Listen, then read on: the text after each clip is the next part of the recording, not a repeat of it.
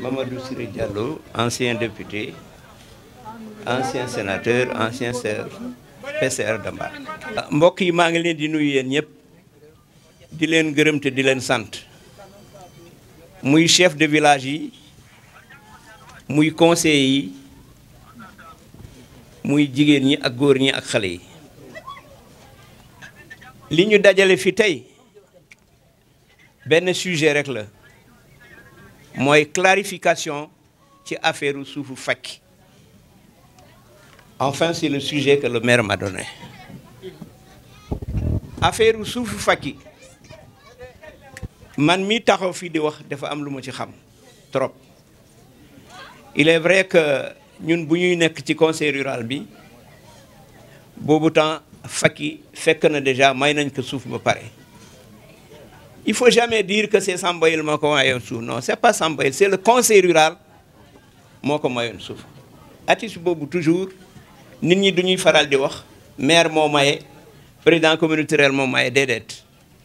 c'est le conseil rural de Mbane d'alors sous la présidence de Sambayel Sow yal na ko yàlla yërëm moo mayoon suufu Fakki mu may ko 1500 hectares bu mu buggee tabax hôtelu Mbane bi parce que programme boobu ci la bokk ci lañ ko rajouter sous ma direction 200 hectares pour fu mu doon def une partie de son élevage li moo am bu ñu leen mayee ba pare rabi Fakki si boppam xale yi taxaw ñu nañ leen may suuf dëkk bi taxaw ñu nañ leen may suuf ma ne suma xarit Gala Samb Ngiré maa ngi koy nuyu bu baax a baax même bu fi nekkul ma ne ko demal ngeen def demande yéen ñëpp ngeen indi dossier yi fii ci commune Mbane communauté rurale Mbane d'alors waa Mbane waa Mar ñi dëkk Mar ñi dëkk Njaxaay te defoon demande ñi dëkk Mar te defoon demande ñoom ñëpp ñu may leen suuf waa Mar après lan la ñu def seen suuf ci seen biir loolu seen mbokk yi ñoo ko xam man xaw ma xam naa ni daal amoon nañu suuf ñoom ñëpp kenn ku ci nekk Souleymane Diaw moo doon président commission domaniale nattaloon na leen seen suuf ñoom ñëpp jeunesse bi ñu maye leen 30 hectares sous la direction du responsable d'alors Bathio mu ngi dund muy conseiller. Que les gens de Mar disent que may nañu Fakki suuf mayuñu leen suuf ñoom amuñu dara ça ne tient pas la vérité tous les documents sont là kayit yëpp yaa ngi fi. Bathio ñoom ci seen bopp bu ñu leen mayee suuf ba pare fekk Fakki on lui avait exigé de faire un chenal d'1,5 kilomètre ma ne leen jël leen yéen ñëpp seen moto pompe ngeen teg ci chenal bi ngeen liggéeyee seen suuf Bathio ci boppam. Et il est étonnant que bërki démb rek devant le gouverneur Bathio le responsable de la jeunesse de Mar dafa taxaw ni mu ni xamul suufu Fakki fu mu nekk alors que c'est lui le responsable et que c'est lui mooy cultiver foofu ba léegi moo koy béy ba léegi ba tey moo koy béy moom ak ay xaritam yi fi nekkoon maa ngi siy gërëm maa ngi siy jaale Xasanel moom la àndaloon bu ñu leen di jox suuf si donc ces terres existent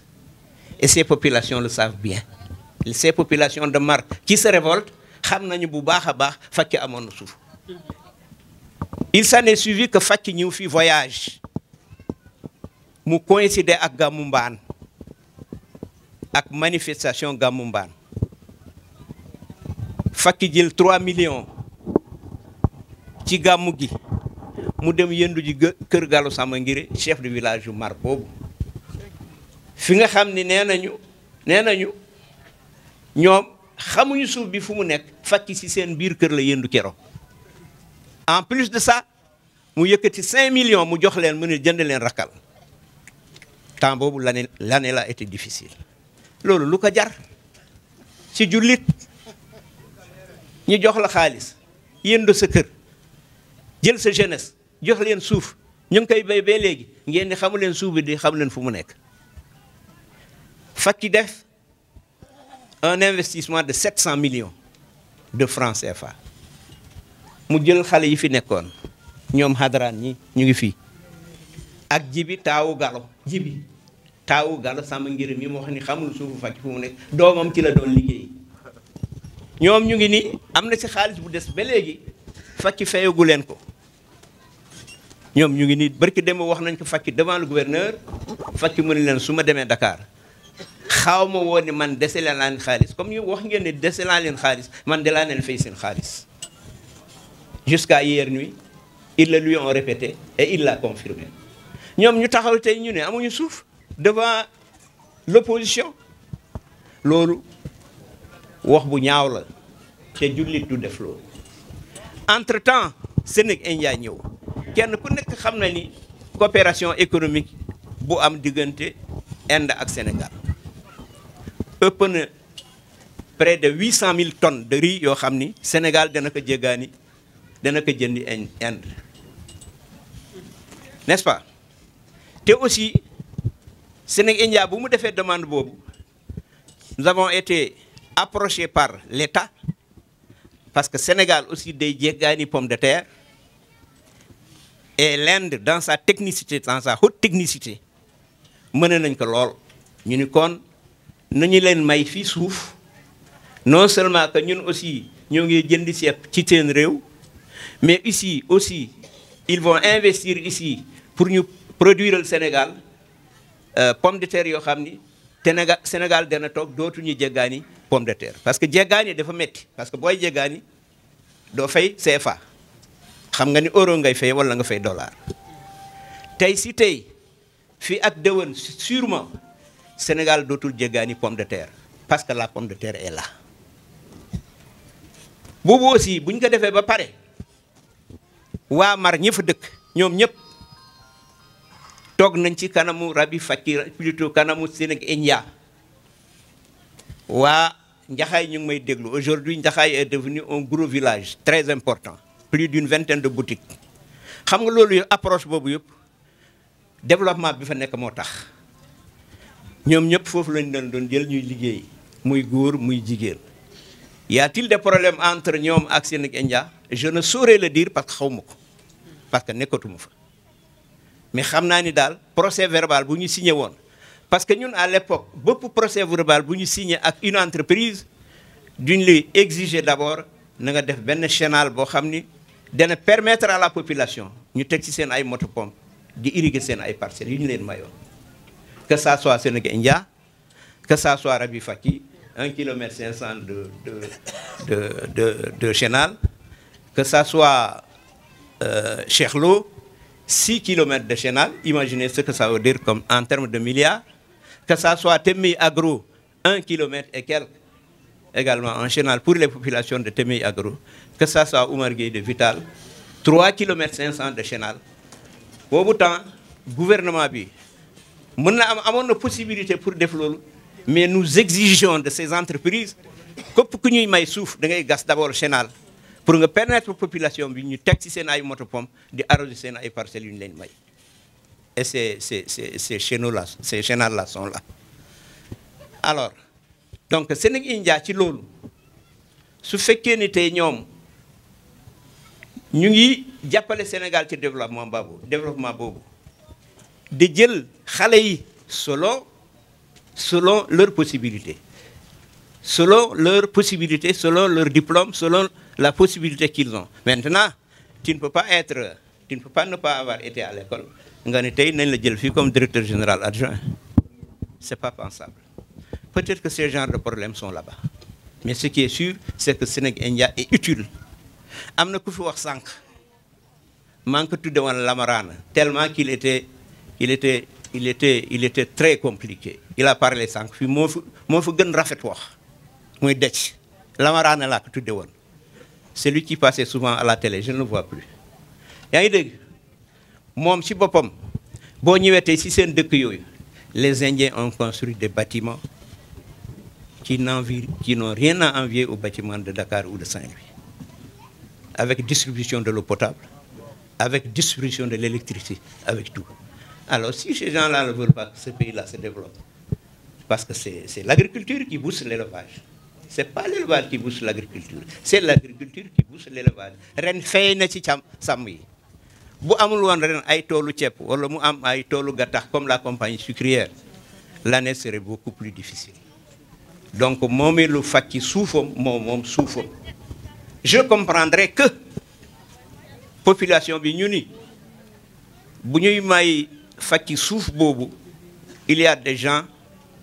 qui étaient alors très jeunes. Ils n'avaient pas grandi. ñooñu ñu ngi fi tey. Mais c'est une possibilité de discussion qui peut s'ouvrir entre la population et Fakki.